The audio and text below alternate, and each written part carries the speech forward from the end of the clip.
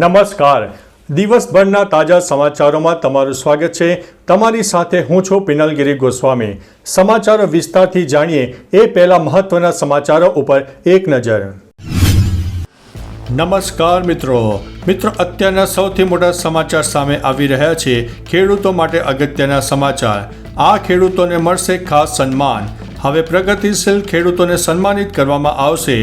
આ ખેડૂતોને 1 લાખ રૂપિયા સુધીનો રોકડ પુરસ્કાર આપવામાં આવશે.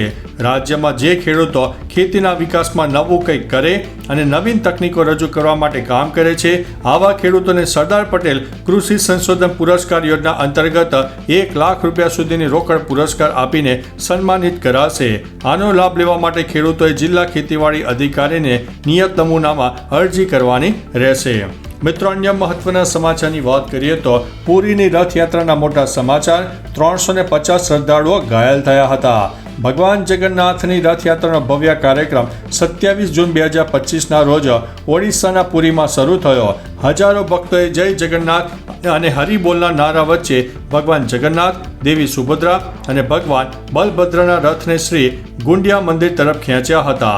આ દરમિયાન ભીડને કારણે લગભગ 350 ભક્તો ઘાયલ પણ થયા હતા. કેટલાક ભક્તો બેભાન પણ થઈ ગયા હતા, જેમને તાત્કાલિક હોસ્પિટલમાં લઈ જવામાં આવ્યા હતા. મિત્રો, અન્ય મહત્વના સમાચારની વાત કરીએ તો નેતાજીના ડ્રાઈવરને ગિફ્ટમાં મળી 150 કરોડ રૂપિયાની જમીન. હવે તપાસ શરૂ કરવામાં આવી છે. હૈદરાબાદના પ્રતિષ્ઠિત સલારજંગ પરિવારના વંશજ દ્વારા 150 કરોડ રૂપિયાની 3 એકર જમીન એક ડ્રાઈવરને ભેટમાં આપવાના મામલે ભારે હોબાળો મચ્યો છે. રસપ્રદ વાત તો એ છે કે આ જમીન છત્રપતિ સંભાજીનગર શિવસેના એટલે કે શિંદે જૂથના સાંસદ સંદીપ અને ભુમાનના ડ્રાઈવર જાવેદ રસુલ શેખના નામે છે. આ મામલે ફરિયાદ મળ્યા બાદ છત્રપતિ સંભાજીનગર શહેરની આર્થિક ગુના શાખાએ તેની તપાસ શરૂ કરી છે. મિત્રો, અન્ય મહત્વના સમાચારની વાત કરીએ તો અમેરિકા અને ચીન વચ્ચે વેપાર કરાર ઉપર હસ્તાક્ષર થયા છે. અમેરિકાના રાષ્ટ્રપતિ ડોનાલ્ડ ટ્રમ્પે કહ્યું છે કે અમેરિકા અને ચીન વચ્ચે વેપાર કરાર પર હસ્તાક્ષર થયા છે. આ સાથે ટ્રમ્પે ભારત સાથે ટૂંક સમયમાં વેપાર કરાર પર હસ્તાક્ષર કરવાની આશા પણ વ્યક્ત કરી છે. અમેરિકાના વાણિજ્ય મંત્રી હોવર્ડ લુટનિકે બ્લૂમબર્ગ ટીવીને આપેલા એક ઇન્ટરવ્યૂમાં જણાવ્યું હતું કે આ અઠવાડિયાની શરૂઆતમાં બંને દેશો વચ્ચે વેપાર કરાર થયો છે. મિત્રો, અન્ય મહત્વના સમાચારની વાત કરીએ તો ટ્રમ્પ ઈરાન અને $30 અબજ આપશે. ઈરાન અને ઇઝરાયેલી યુદ્ધ વચ્ચે યુદ્ધ વિરામ થયા પછી યુએસ રાષ્ટ્રપતિ ડોનાલ્ડ ટ્રમ્પનો સ્વર બદલાઈ ગયો છે. ટ્રમ્પ વહીવટીતંત્રના ટોચના ઈરાની અધિકારીઓ અને સૂત્રોને માહિતી આપી છે કે અમેરિકા ઈરાનના નાગરિક ઉર્જા પરમાણુ કાર્યક્રમ માટે $30 અબજ રૂપિયા આપશે અને તેના પર લાદવામાં આવેલા પ્રતિબંધોમાં પણ રાહત આપી શકે છે. ટ્રમ્પ સૂત્રોએ જણાવ્યું છે કે અમેરિકા ઈરાનને આ મદદ તેના અરબ દેશોમાં મિત્રો દ્વારા પૂરી પાડશે. મિત્રો, અન્ય મહત્વના સમાચારની વાત કરીએ તો પોસ્ટ ઓફિસ કાઉન્ટર પર ઓનલાઈન ચૂકવણી થશે. હવે જો તમે કોઈ પણ કામ માટે પોસ્ટ ઓફિસની મુલાકાત લો છો તો તમે તમારા માટે સારા સમાચાર છે. હવે તમે આવતા ઓગસ્ટ મહિનાથી દેશભરના પોસ્ટ ઓફિસ કાઉન્ટર ઉપર ઓનલાઈન ચૂકવણી કરી શકશો. સત્તાવાર સૂત્રોએ જણાવ્યું છે કે ઇન્ડિયા પોસ્ટે તેની આઈટી સિસ્ટમમાં નવી એપ્લિકેશનના રોલ આઉટને પૂર્ણ કર્યા પછી ઓગસ્ટથી કાઉન્ટર ઉપર ડિજિટલ ચૂકવણી સ્વીકારવાનું શરૂ કરવાનો નિર્ણય કર્યો છે. મિત્રો, અન્ય મહત્વના સમાચારની વાત કરીએ તો દેશમાં પહેલીવાર મોબાઈલ દ્વારા મતદાન થશે. બિહાર દેશનું પહેલું રાજ્ય બનવા જઈ રહ્યું છે જ્યાં મોબાઈલ દ્વારા ઓનલાઈન મતદાન થશે. આ ઈ વોટિંગ 28 જૂને બિહારની મ્યુનિસિપલ જનરલ અને પેટા ચૂંટણીમાં કરવામાં આવશે. અત્યાર સુધીમાં કુલ 51,155 મતદારોએ ઈ વોટિંગ માટે નોંધણી કરાવી છે. ઈ વોટિંગ માટે SEC BHR એપ અને પેટા ચૂંટણી માટે SEC બિહાર એપ ઇન્સ્ટોલ કરવાની રહેશે. આ એપ્લિકેશન ફક્ત રજિસ્ટર્ડ નંબર ઉપર જ કામ કરશે. મિત્રો, અન્ય મહત્વના સમાચારની વાત કરીએ તો 42 વર્ષની ઉંમરે અભિનેત્રીનું અવસાન થયું છે. કાંટા લગા ગર્લ તરીકે પ્રખ્યાત અભિનેત્રી શેફાલી જરીવાલાનું નિધન થયું છે. શેફાલી મુંબઈના અંધેરી લોખંડવાલા વિસ્તારમાં રહેતી હતી. અચાનક રાત્રે 11 વાગ્યાની આસપાસ તેણીને છાતીમાં દુખાવો થયો. આ પછી શેફાલીના પતિ પરાગ ત્યાગીએ તેણે નજીકની હોસ્પિટલમાં લઈ ગયા, જ્યાં ડોક્ટરે તેણીને મૃત જાહેર કરી હતી. શેફાલી જરીવાલાનું મૃત્યુ કાર્ડિયક એરેસ્ટને કારણે થયું હોય તેવું કહેવામાં આવી રહ્યું છે. મિત્રો, અન્ય મહત્વના સમાચારની વાત કરીએ તો પુરીમાં રથયાત્રા રોકાઈ. 600 ભક્તો ગુંગળામણને કારણે બીમાર પડ્યા. ઓડિશાના પુરીમાં પ્રભુ જગન્નાથજીની રથયાત્રા દરમિયાન ભારે ગરમી, ભેજ અને ભીડને કારણે ગૂંગળામણ અને ચક્કર આવવાને કારણે 600થી વધુ લોકો બીમાર પડ્યા.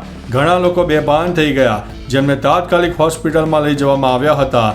9ની હાલત ગંભીર હોવાનું કહેવાય છે. રથયાત્રા બંધ કરવામાં આવી હતી, જે ફરીથી શરૂ થઈ ગઈ હતી. મિત્રો, અન્ય મહત્વના સમાચારની વાત કરીએ તો નેત્રંગ તાલુકાના શિક્ષકોની ગાઢ. રાજ્યમાં એક તરફ શાળા પ્રવેશોત્સવ ચાલી રહ્યો છે, બીજી તરફ નેત્રંગ તાલુકાના શિક્ષકોની ગઢ છે. ગ્રામ્ય વિસ્તારમાં કાર્યરત 110 પ્રાથમિક શાળામાં 61 શિક્ષકો અને 21 માધ્યમિક, ઉચ્ચતર માધ્યમિક, હાઈસ્કૂલમાં ગણિત, વિજ્ઞાન, અંગ્રેજી જેવા અગત્યના વિષયોના શિક્ષકોની ગઢ હોવાનું જાણવા મળ્યું છે. નેત્રંગ તાલુકાની કેટલાક શાળાના મકાન હવે જર્જરિત પણ થઈ ગયા છે. મિત્રો, અન્ય મહત્વના સમાચારની વાત કરીએ તો ટ્રમ્પનો મોટો નિર્ણય. કેનેડા સાથે વેપાર અને વાટાઘાટોનો અંત આવ્યો છે. અમેરિકાએ કેનેડા સાથે વેપાર અંગે મોટો નિર્ણય લીધો છે. અમેરિકાએ કેનેડા સાથે વાટાઘાટોનો અંત લાવ્યો છે. ડોનાલ્ડ ટ્રમ્પે કહ્યું છે કે ટેકનોલોજી કંપનીઓ પર ડિજિટલ સર્વિસ ટેક્સના જવાબમાં અમેરિકા કેનેડા સાથે વેપાર વાટાઘાટો તાત્કાલિક સમાપ્ત કરી રહ્યું છે. કેનેડા એવો દેશ છે જેની સાથે વેપાર કરવો મુશ્કેલ છે. મિત્રો, અન્ય મહત્વના સમાચારની વાત કરીએ તો હજુ પણ 8 જિલ્લામાં વરસાદની શક્યતા વર્ણવવામાં આવી છે. હવામાન વિભાગની માહિતી અનુસાર કચ્છ, બનાસકાંઠા, જામનગર, દેવભૂમિ દ્વારકામાં છૂટાછવાયા સ્થળોએ હળવાથી મધ્યમ વરસાદ થઈ શકે છે, જ્યારે પાટણ, સાબરકાંઠા, જૂનાગઢ, ગીર સોમનાથ, દીવ, પોરબંદર, મોરબી, રાજકોટ, નવસારી, વલસાડ, દમણ, દાદરાનગર હવેલીમાં પણ છૂટાછવાયા સ્થળે હળવા વરસાદને લઈને એલર્ટ પણ આપવામાં આવ્યું હતું. મિત્રો, અન્ય મહત્વના સમાચારની વાત કરીએ તો કોલકાતા ગેંગ રેપ કેસમાં મેડિકલ રિપોર્ટમાં મોટો ખુલાસો થયો છે. દક્ષિણ કોલકાતા લો કોલેજમાં 24 વર્ષીય લોની વિદ્યાર્થી પર સામૂહિક બળાત્કાર કરવામાં આવ્યો. કોલકાતા પોલીસને એક અધિકારીએ પીટીઆઈમાં જણાવ્યું હતું કે ગેંગરેપ પીડિતાના તબીબી પરીક્ષણમાં ખૂબ જ મોટી તકલીફો સામે આવી છે, જેમાં બળજબરી કરવાના પણ નિશાન છે. બળાત્કારનો વિડીયો પણ બનાવ્યો અને વાયરલ કરવાની ધમકી પણ આપવામાં આવી હતી.